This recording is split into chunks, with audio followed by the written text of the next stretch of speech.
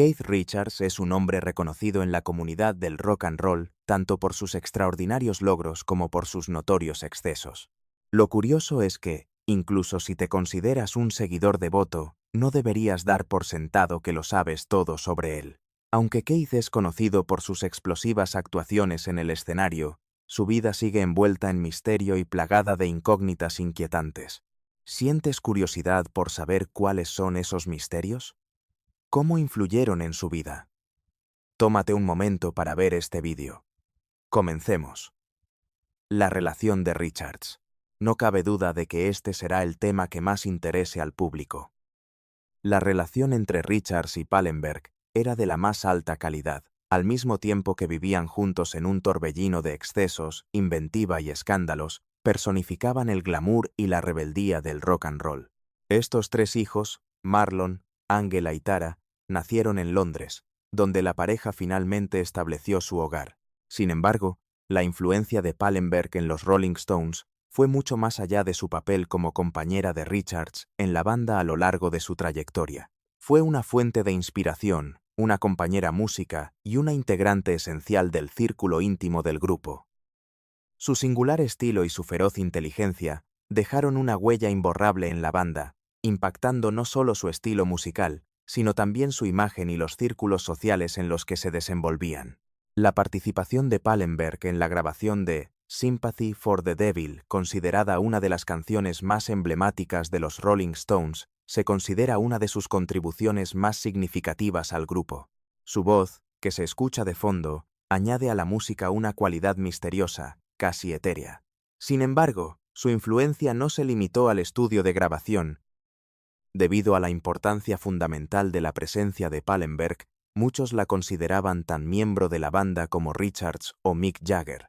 Tras ser asistente del grupo entre 1967 y 1973, se le atribuye a Joe Bergman la famosa declaración de que Anita era tan miembro de los Rolling Stones como cualquiera de los demás integrantes.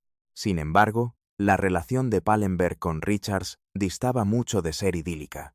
El consumo excesivo de drogas y los excesos propios del estilo de vida del rock and roll de la época fueron dos de las características que definieron la vida que compartieron. Tanto Pallenberg como Richards sufrieron graves daños a causa de su adicción a la heroína, lo que los sumió en una espiral descendente agravada por las exigencias de la fama y el carácter caótico de sus vidas. La exigente agenda de giras de Richards, las responsabilidades de su creciente familia y la presión de su adicción contribuyeron al distanciamiento de la pareja, provocado por la tensión de esta última. Su relación llegó a un punto crítico de desintegración en 1980, momento en el que decidieron separarse. Un punto de inflexión significativo en la vida de Richards coincidió con el fin de su relación. Patty Hanson, una supermodelo que más tarde se convertiría en la segunda esposa de Richards, conoció a Richards cuando ambos decidieron poner fin a su matrimonio. El nuevo capítulo de Richards, mucho más estable que el que había vivido con Pallenberg, comenzó con su encuentro en el famoso Estudio 54. Esta reunión marcó el inicio de una nueva etapa para Richards.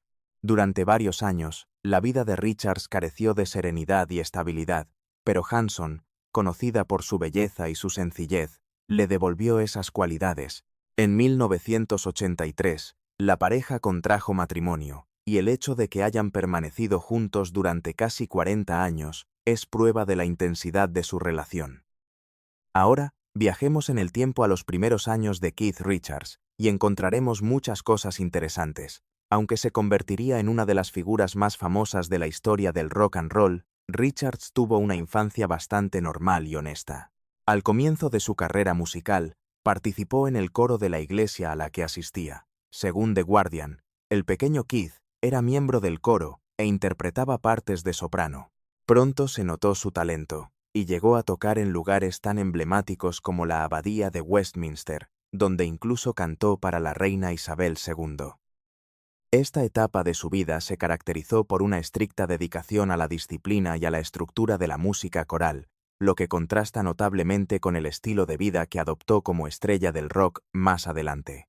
Es posible que la experiencia de cantar en un coro y tocar para la realeza le inculcara un sentido de precisión y respeto por las tradiciones musicales. Estas son cualidades que posteriormente influirían en su singular estilo y técnica con la guitarra. Durante su juventud, Richards también participó activamente en los Boy Scouts, otro aspecto de su vida temprana que pone de relieve esta etapa. A lo largo de su trayectoria en los Boy Scouts, llegó a ser líder de una patrulla de castores. Su participación en esta organización le brindó valiosos conocimientos y experiencia en liderazgo y colaboración, que resultarían cruciales en su posterior carrera profesional. Sin embargo, su tiempo como scout no estuvo exento de dificultades. La etapa de Richards en los Boy Scouts llegó a su fin a raíz de un incidente, que sirvió como preludio de la rebeldía que más tarde caracterizaría su imagen de estrella del rock. La infancia de Richards y su posterior carrera en el rock and roll son muy diferentes entre sí, lo que constituye un contraste sorprendente. De niño, participó en actividades que enfatizaban la disciplina y la estructura, pero también tenía una vena obstinada, que con el tiempo se manifestaría en su música y en su vida pública. Como resultado de su temprana participación en los Scouts y el coro, desarrolló un fuerte sentido de la disciplina y un talento natural para el liderazgo. Estas experiencias fueron cruciales en la formación de su carácter. Durante su participación en el escultismo y su aprendizaje de la estructura de la música coral, Richards también desarrolló su rebeldía natural y su deseo de independencia. Aprendió la importancia del trabajo en equipo y la precisión. En su adolescencia, Richards ya había comenzado a explorar el mundo del rock and roll, un mundo muy distinto del entorno rígido que había experimentado durante su infancia.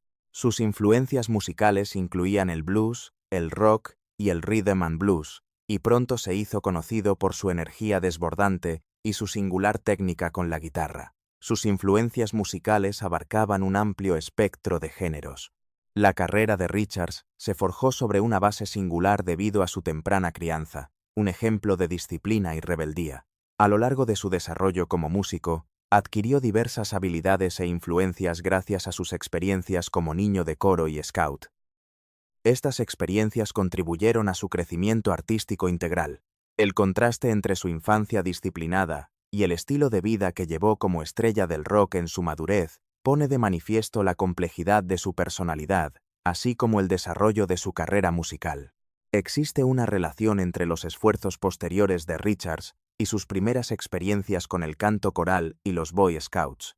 Esta conexión se manifiesta en cada una de sus iniciativas.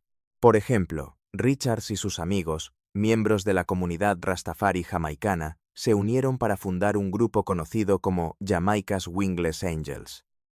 Desde la década de 1970, esta organización se ha dedicado activamente a descubrir y preservar las formas más tradicionales de la música jamaicana.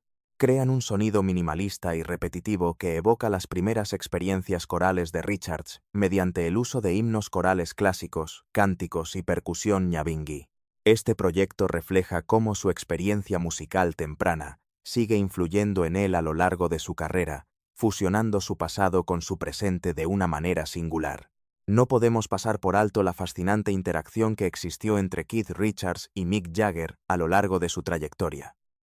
Además, si bien su colaboración ha dado como resultado la producción de algunas de las músicas más asombrosas de la historia, su relación también se ha caracterizado por diferencias y confrontaciones significativas que han sido de dominio público. La relación entre Jagger y Richards ha sido una montaña rusa de triunfos profesionales y conflictos emocionales, lo que refleja la difícil naturaleza de su cooperación a largo plazo. Esto demuestra que su relación ha sido bastante problemática. A mediados de la década de 1980, los Rolling Stones atravesaron un período de agitación que coincidió con su primera ruptura pública seria. En 1985, Jagger decidió lanzar su carrera en solitario con el álbum She's the Boss.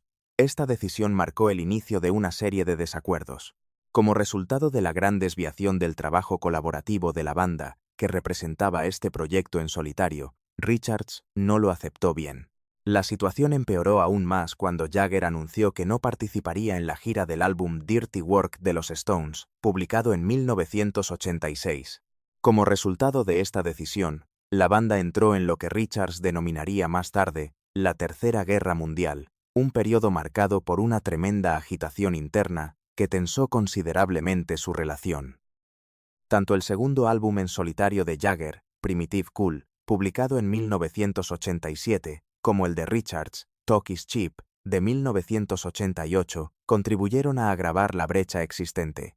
Mientras los miembros de los Rolling Stones seguían carreras individuales con aparente despreocupación por la cohesión del grupo, estos álbumes parecían indicar que la banda se disolvía. Llegó un momento en que la tensión entre Jagger y Richards alcanzó su punto álgido, y parecía que su colaboración estaba a punto de disolverse. En 1989, Jagger y Richards lograron resolver sus diferencias a pesar de las dificultades. Como parte de la gira Steel Wheels, que marcó el regreso de la banda a los escenarios y la continuación de sus proyectos conjuntos, volvieron a reunirse y actuaron juntos. Por otro lado, la calma era precaria y efímera. Los contactos públicos y privados de la banda seguían siendo tensos, y las pullas frecuentes y las disculpas tácticas se convirtieron en algo habitual en sus interacciones. En sus memorias, Live, publicadas en 2010, Richards ofreció una visión sincera de la tensa relación que compartían. En el libro, Richards reveló que no había estado en el camerino de Jagger durante décadas. Citó su incomodidad con la presencia de Jagger como la razón de su ausencia, y afirmó que Jagger había desarrollado un ego desmesurado a lo largo de su carrera. En las memorias, Jagger se describía como cada vez más intolerable, lo que avivó aún más las sospechas sobre la naturaleza de su relación. Las declaraciones de Richards contra Jagger fueron más allá de simplemente expresar sus preocupaciones. En su libro Live, Richards detalló cómo la banda ideó una forma clandestina de expresar su descontento con Jagger durante su tiempo juntos. Según Richards, los demás miembros se referían a Jagger con apodos como Brenda o Su Majestad para manifestar su aversión hacia él sin llegar a la confrontación. En particular, el apodo Brenda se usaba de forma despectiva. Esto les permitía bromear sobre él incluso cuando estaba presente. Las antiguas disputas entre las dos superestrellas del rock salieron a la luz gracias a esta técnica de comunicación, que consistía en una forma de comunicación pasivo-agresiva. Además, Keith Richards y Tom Waits mantienen una amistad muy especial, considerada una de las más interesantes y duraderas en la historia del rock and roll. Su relación se ha caracterizado por el respeto mutuo, una agradable compañía y un interés compartido por la música desde mediados de los años 80. Han sido socios desde entonces.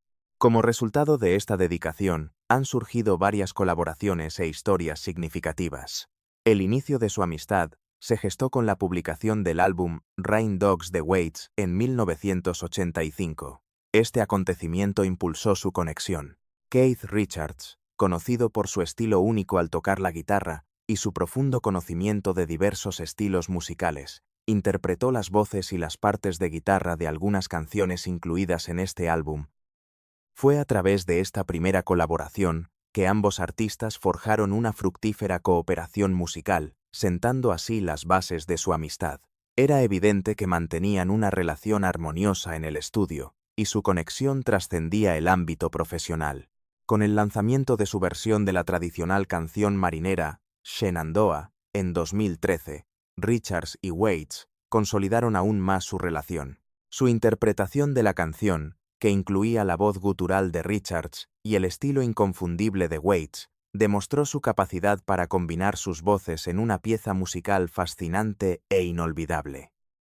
Esta colaboración no solo demostró la gran sinergia musical que poseen, sino que también puso de manifiesto el profundo respeto y afecto que se tienen. Sus ingeniosos e irreverentes saludos son otra muestra del vínculo íntimo que los une. Un ejemplo notable es el poema de Waits titulado Keith Richards, escrito con un tono irónico. En el contexto de este poema, Waits hace una comparación hilarante entre Richards y una máquina de fax, hace una referencia desenfadada al color azul de su orina, y lo compara con una mantis religiosa con una oreja entre las piernas. Esta broma ingeniosa resalta la naturaleza cómoda y transparente de su relación, permitiendo un grado de irreverencia y humor que solo pueden compartir los amigos íntimos. Ha habido ocasiones en que sus colaboraciones artísticas no han sido fáciles, a pesar de su sólida relación. Los dos intentaron componer juntos canciones para el álbum de Waits, titulado Bad As Me. Los constantes gritos de Richards, escribe, mientras señalaba a Waits, dieron lugar a un episodio cómico durante la composición. Tras un breve momento de reflexión, Wade se dio cuenta de que Richards no le estaba pidiendo los servicios de un escriba, sino que le sugería que grabara la música improvisada que estaban creando. El incidente puso de manifiesto la naturaleza a veces caótica, pero en última instancia creativa, de sus interacciones. Si bien Richards no recibió créditos como coautor del álbum, sí contribuyó con partes de guitarra en algunos temas.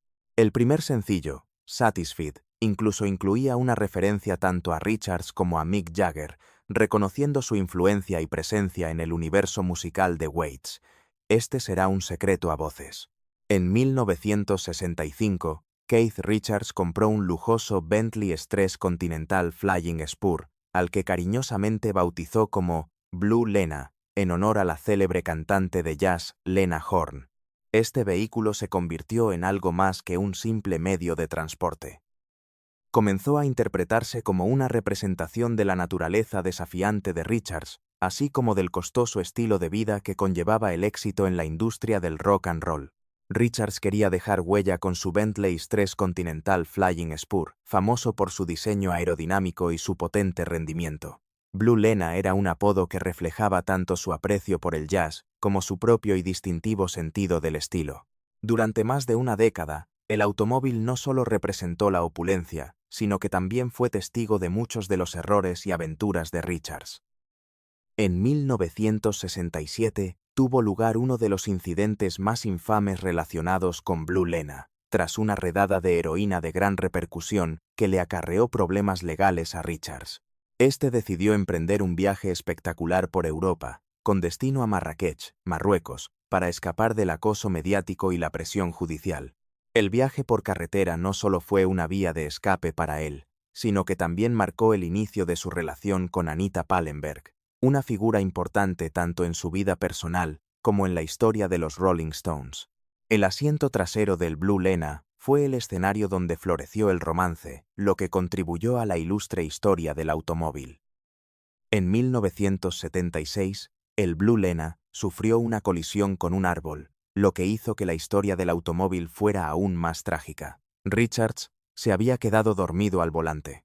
El fuerte impacto que sufrió la nariz de Richards dejó una marca en el salpicadero. El estilo de vida desenfrenado de la estrella del rock y las consecuencias de su caótica existencia quedaron patentes a raíz del accidente, que sirvió como un vívido recordatorio de ambos. A pesar de las lesiones sufridas, Blue Lena siguió presente en la vida de Richards durante algunos años más. En 1978, Richards decidió separarse de Blue Lena, y el automóvil pasó por varios cambios de propietario. Si bien cada nuevo dueño escribió su propio capítulo en la historia del coche, su vínculo con Richards siguió siendo un elemento importante de su identidad. Según Bonhams, una reconocida casa de subastas especializada en la venta de automóviles de alto perfil, el Bentley, que había sido completamente restaurado, salió a subasta en 2015. El Blue Lena no solo era un automóvil de lujo, sino que también formaba parte del famoso pasado de los Rolling Stones. Bonhams afirmó que se trataba de un automóvil de alta gama. Se cree que se utilizaba para transportar a la banda a diversos conciertos, fiestas y otras excursiones. Esto reflejaba el estilo de vida vertiginoso que Richards y sus compañeros de banda representaban. En sus propias palabras, Richards describió el coche conocido como Blue Lena, como uno diseñado para ser conducido a toda velocidad durante la noche. Podría decirse que esta frase resume la esencia de su visión de la vida, así como su relación con la conducción. Según Richards, poseer un automóvil tan exclusivo y lujoso era un acto de rebeldía contra las normas y expectativas de la sociedad. Para él, era un acto de rebeldía, una muestra de su disposición a vivir al límite y a rechazar los estándares establecidos.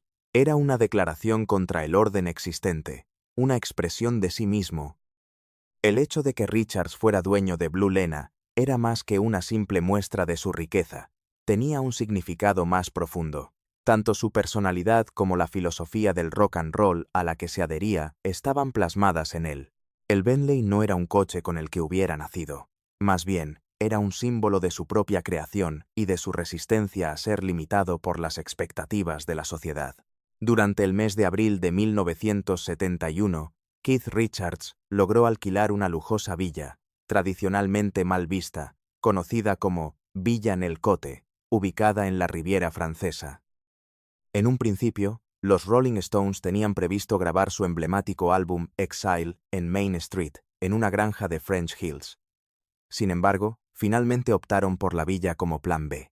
Tras el fracaso en su búsqueda de una granja adecuada, Richards se encargó de encontrar un lugar alternativo que fuera aceptable para el evento.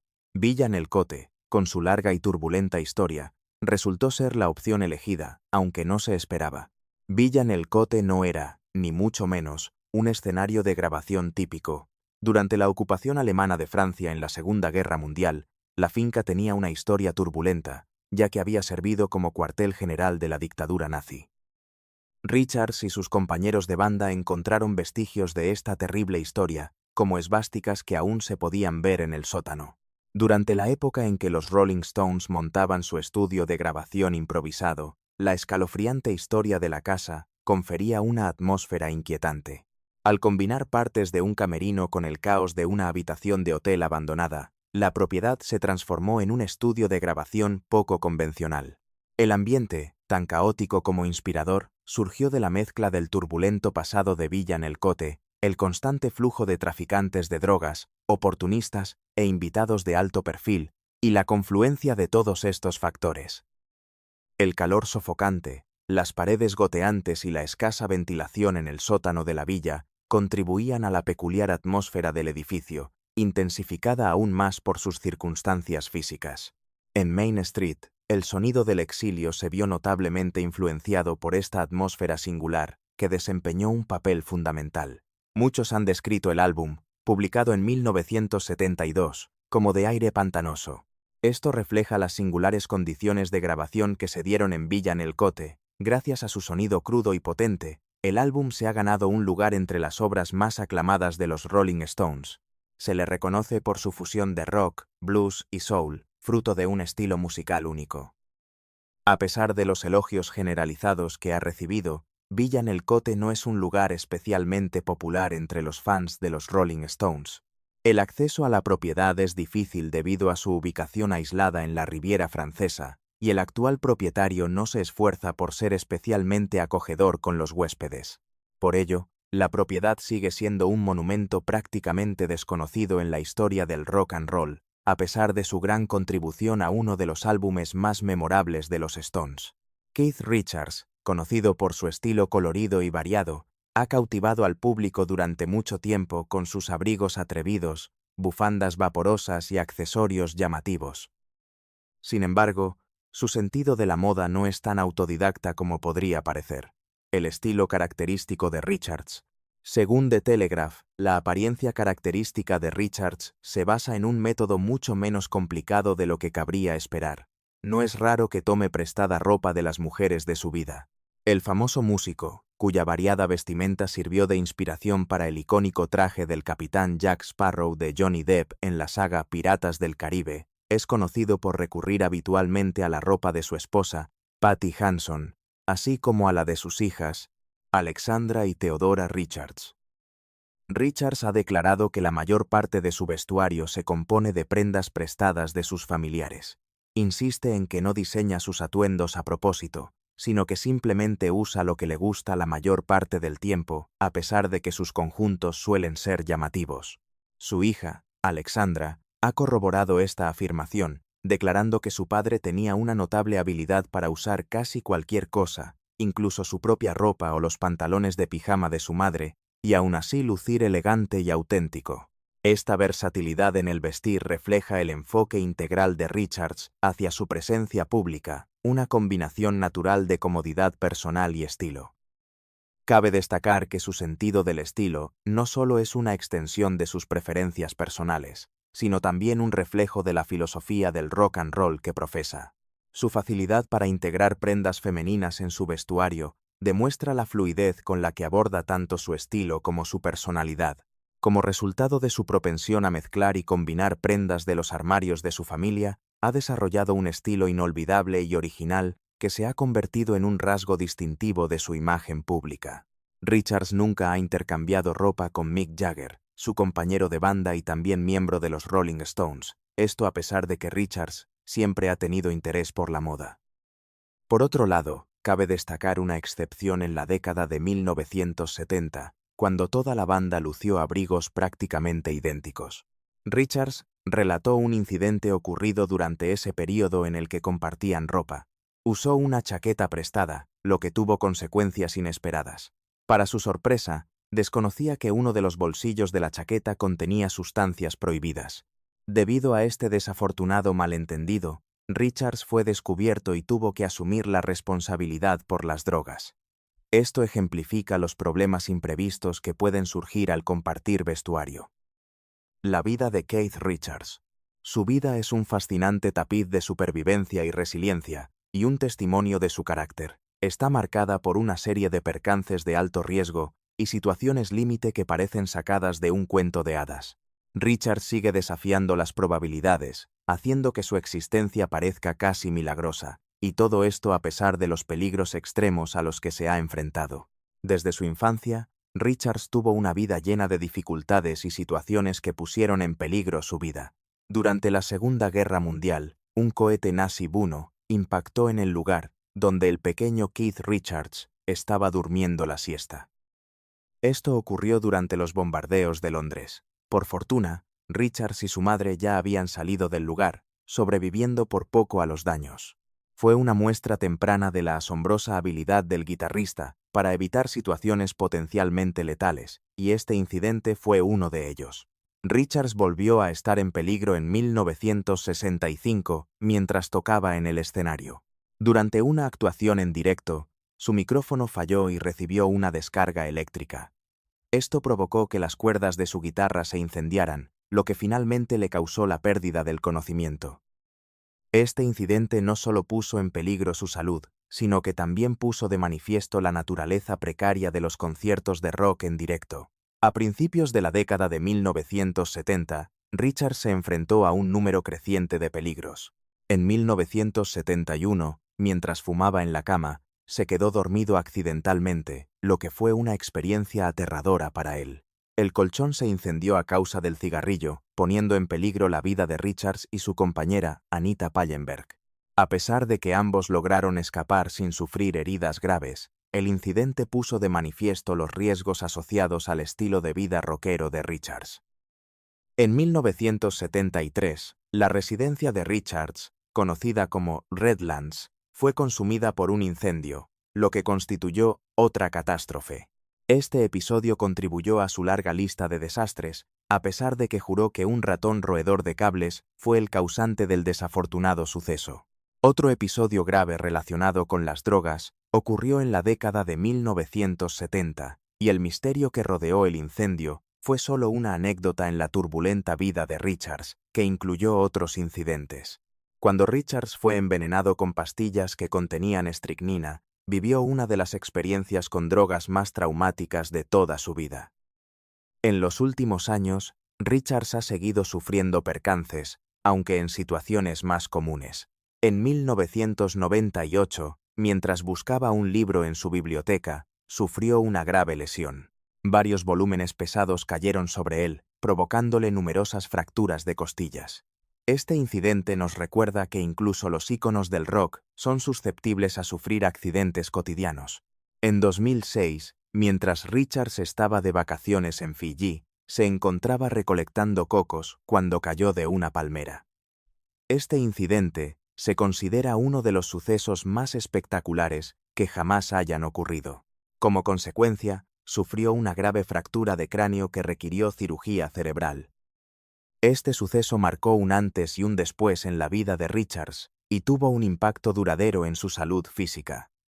¿Qué opinas de estos datos curiosos sobre Keith Richards que no son muy conocidos? Comparte tu opinión con nosotros en el espacio que aparece a continuación. Por favor, indícanos si este vídeo te ha resultado útil. Si de verdad te gusta el canal, no olvides darle a me gusta, compartirlo con tus amigos y suscribirte. Agradezco que te hayas tomado el tiempo de verlo y nos vemos en los próximos vídeos.